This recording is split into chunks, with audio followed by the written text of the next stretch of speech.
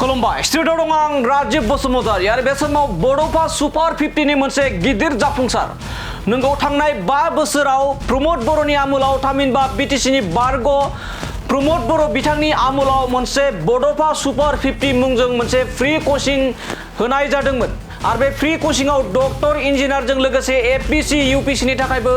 कोचिं होनाय जादोंमोन बेसेन नाङाजासे बड'फा सुपार 50 निफ्राय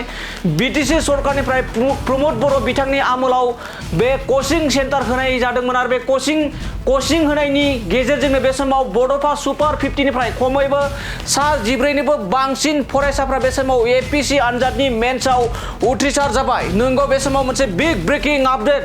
बड'फा सुपार 50 निफ्राय खमैबो सा 14निबो बांसिन बे समाव जोंनिसिम सफैदों सा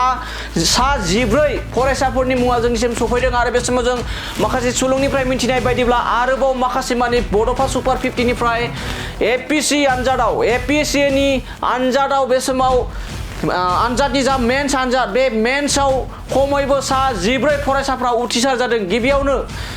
सुस्मिता स्वर्गियारि हर्षजित बसुमतारी भेक्टर तालुकदार खोरोमदाव बसुमतारी लाभा कुमार हाजरिका जाग्रत ब्रह्म काश्यप राभा रनसाय बर' साइलाजा प्रधान मुसुखा ब्रह्म क्लिन्टन स्वर्गियारि कौशिक सरनिया प्रणय चक्रवर्ती प्रसन्नजित मुसाहारि बिथांमोना गासै सा 14 बड'फा सुपार 50 नि जा सुपार 50 जों कोचिं लादोंमोन आरो बिथांमोना दा एपीसीनि आनजाद बे आनजादनि जा मेन्स आनजाद बे मेन्स आनजादाव उथ्रिनानै दायो भाइभानि थाखाय साखाफारा खालामगासिनो दं बे बड'फा सुपार 50 निफ्राय गासै सा 14 फरायसाफ्रा बे समाव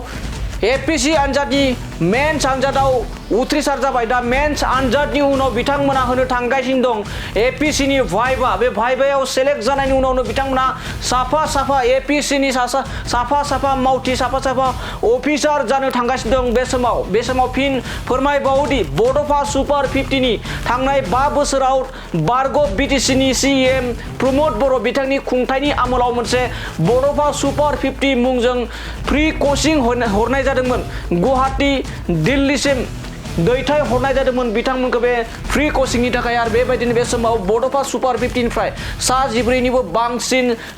फरायसाफोरखौ बे समाव मेन्स आनजादाव उथ्रिसार जानायखौ बे समाव नुनो मोननाय जादों।